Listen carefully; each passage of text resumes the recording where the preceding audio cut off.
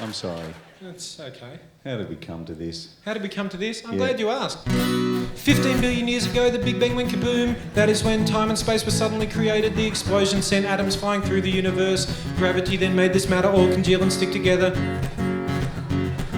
It then became the galaxies and all the suns and all the planets, one of which is Earth, where the chemical reactions went blah blah blah blah blah. Life was born. Single-cell creatures soon evolved into a huge variety of sea creatures, which pulled themselves onto the land. They became the dinosaurs, but they died out. Mammals became widespread with their hair and boobies. They became the monkeys and started using tools and walking on their hind legs and getting really brainy. And the next thing that you know, there are all sorts of tribal human beings who started digging holes and planting wheat, as well as taming wild animals. Someone invented writing.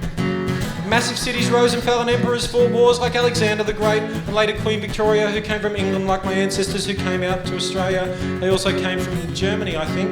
I don't know all the details, but eventually my parents met and had a sexual encounter, and then 9 months later I was born and I grew up. I met you at the local high school and we became the best of friends. We even lived together.